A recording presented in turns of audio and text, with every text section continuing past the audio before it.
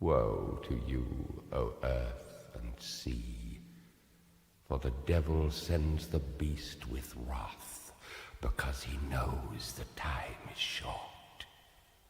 Let him who hath understanding reckon the number of the beast, for it is a human number.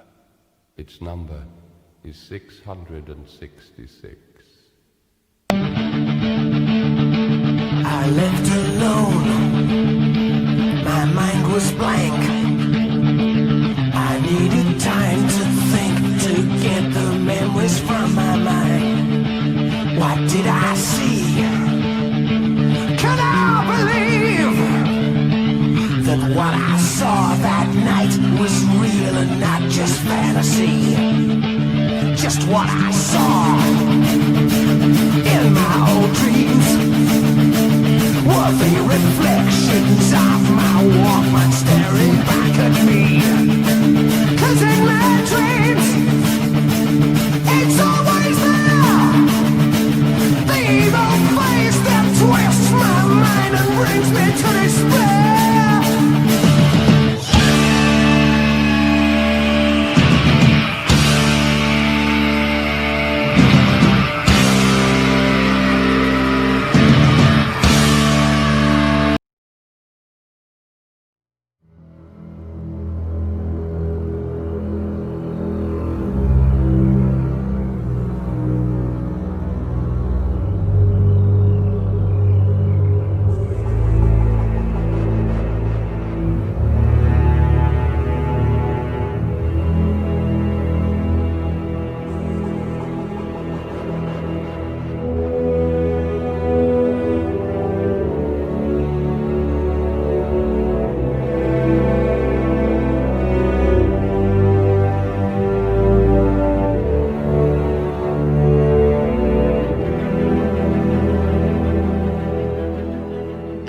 All to take safer steps in our return to our normal way of life. Here's how it works. With Health Passport Ireland, everyone can now be tested for COVID-19 at any time, which helps to protect you, your family, our jobs, and our economy.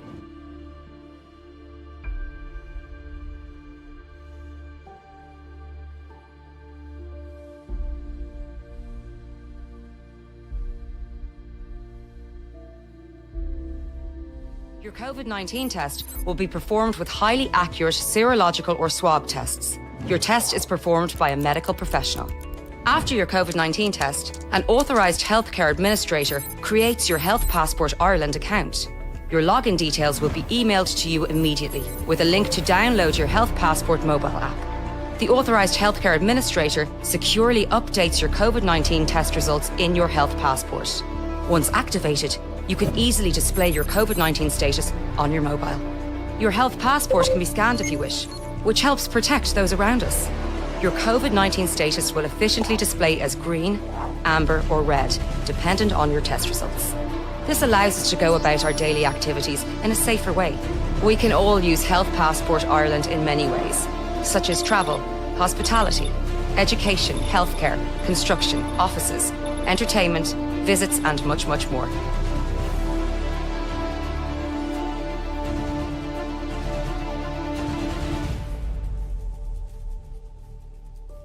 The validity of your COVID-19 test will expire over time, so an automatic reminder will be sent when it's time to be tested again. Your status will move to amber when your test period has expired. The systems can work in harmony with existing government contact tracing apps.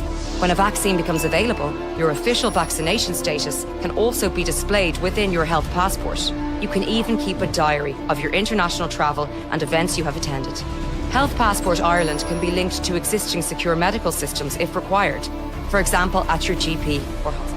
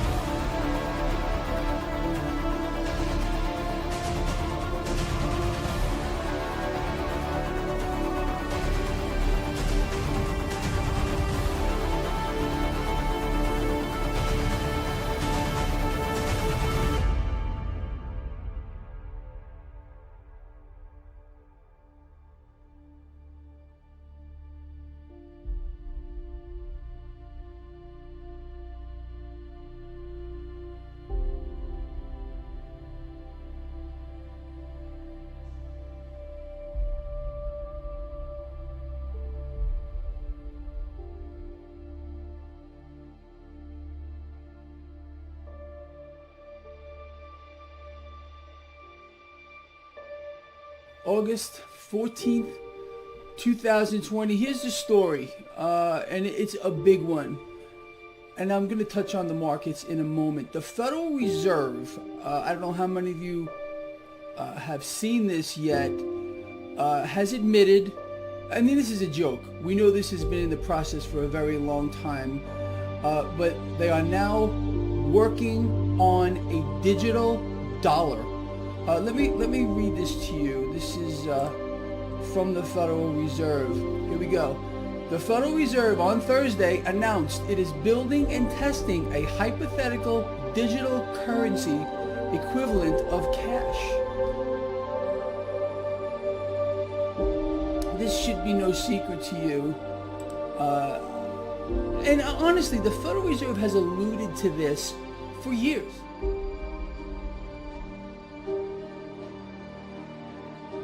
The Federal Reserve already has it. It's completely done. It's ready to roll out. But again, they got to kind of keep it ambiguous and vague until they flip the switch. You know, nobody knows until everybody knows. I want you to remember that.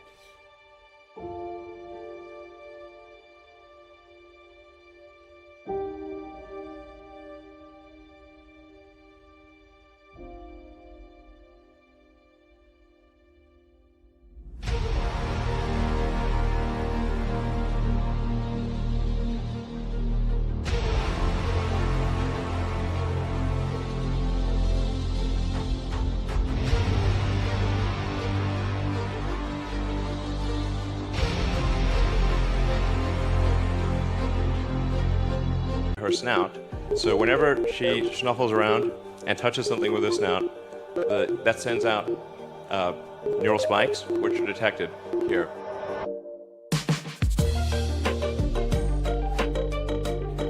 All right, welcome to the Neuralink product demo. I'm really excited to show you what we've got.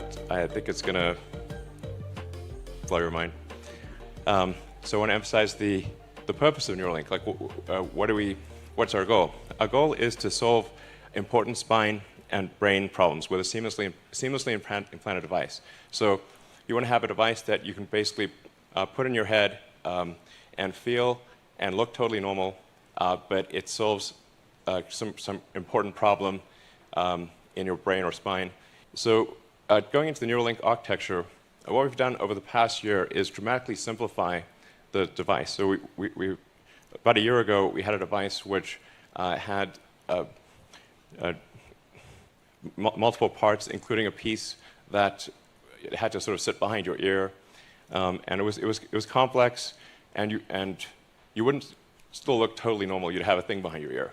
So we've simplified this to simply something that is about the size of a large coin, and it goes in your skull, replaces a piece of skull, and the wires then connect within a few centimeters or about an inch away from the device. And this is sort of what it looks like. So, yeah. This is our little device. That thing at the bottom is just to hold the threads in place because they're just like little fine wires. I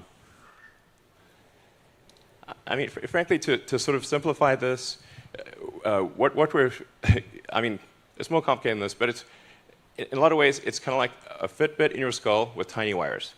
Our current prototype, version 0.9, has about 1,000 channels, so that's about 100 times better than the next best consumer device that's available. And it's a 23 millimeters by 8 millimeters. It actually fits quite nicely in your skull because your skull is about 10 millimeters thick. So it fits, it goes flush with your skull, it's invisible, and all you can see afterwards is that there's a tiny scar. And if it's under your hair, you can't see it at all. In fact, I could have a Neuralink right now, and you wouldn't know. Anyway, so it's also inductively charged. So it's charged in the same way that you charge a smartwatch or a phone. And so you can use it all day, charge it at night, and have full functionality. So you would really, it would be completely seamless, and Yeah, no wires. In terms of getting a link, so that, you need to have the device, a great device, and you also need to have a great robot that puts in the electrodes and does the surgery. So you want the surgery to be as automated and as possible, and the only way you can achieve the level of precision that's needed is with an advanced robot. The link procedure, the installation of a link, done in under an hour. So you can basically go in the morning and leave the hospital in the afternoon. And it can be done without general anesthesia. So this is our surgical robot.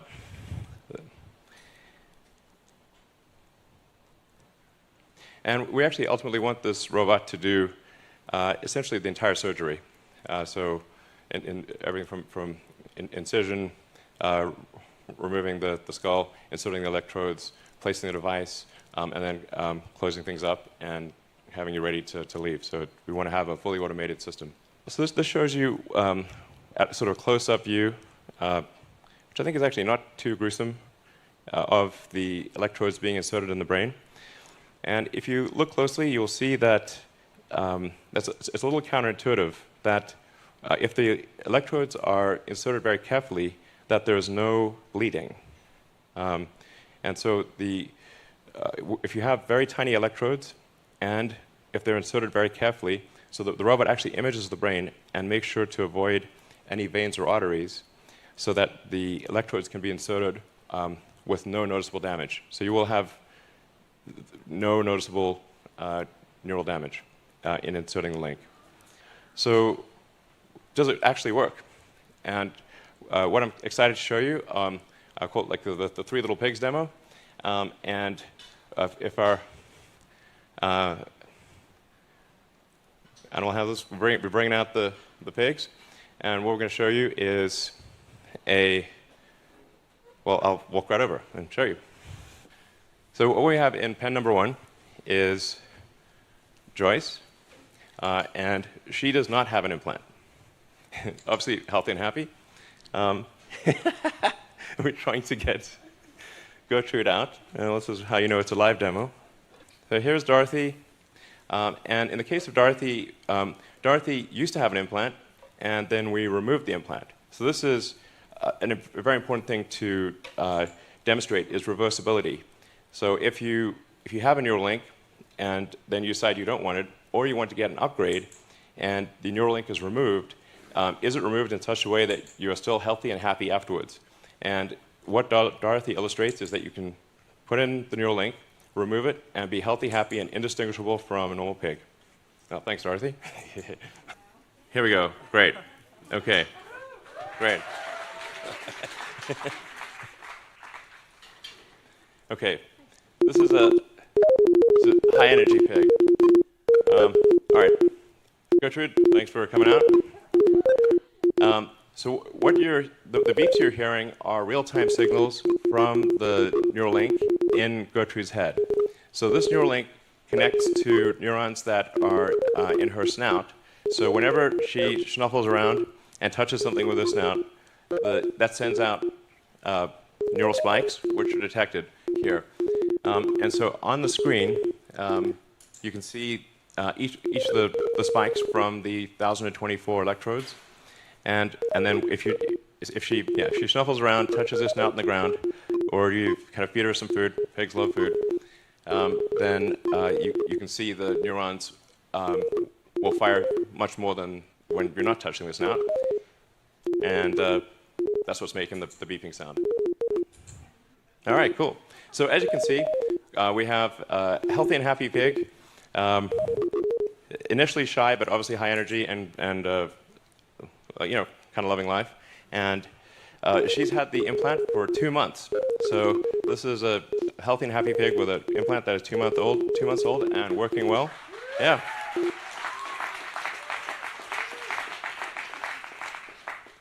All right, cool. And then we actually have, I hope this works, so we said, well, what if we do 2 Neuralink implants? And we've been able to do dual Neuralink implants in, actually I think 3 pigs at this point, and we have a couple of them here. And we've been able to show that you can actually have multiple Neuralinks implanted and again, healthy and happy and indistinguishable from a normal pig. So it's possible to have multiple links in your head and have them all be sending out signals and be working well. All right, so we just showed you a demonstration of reading brain activity. And probably see that. As I was saying, each of those dots represents a neural spike, and the blue chart at the bottom is showing an accumulation of neural spikes in that region. So in terms of additional brain reading activity, when we have, say, one of our pigs on a treadmill, pig on a treadmill. It's a funny concept, really. And we take the readings from the neurons, and we try to predict the position of the joints. And so we have the predicted position of the joints, and then we measure the actual position of the joints. You can see that they're almost exactly aligned. So we're able, with a wireless neural implant, to actually predict the position of all of the limbs in the pig's body with very high accuracy. Now, in terms of writing to the brain or stimulating neurons, we also need precise control of the electric field in space and time. We need a wide range of current for different brain regions. Some regions require delicate stimulation, some require a lot of current, and you want obviously no harm to the brain over time. And the way part of the way we analyze the stimulating neurons is with a 2-photon microscopy. I always have trouble pronouncing that, microscopy. And it's very impressive technology. You can actually literally see in real time how the neurons are firing. So the red sort of things are the neurons. The red sort of flashing things are the neurons firing, or I should say the electrodes firing. So the red things are electrodes firing, and then the green are the neuron bodies responding to the current from the electrode. And we're making good progress towards clinical studies. I'm excited to announce that we received a breakthrough device designation from the FDA in July, thanks to the hard work of the Neuralink team.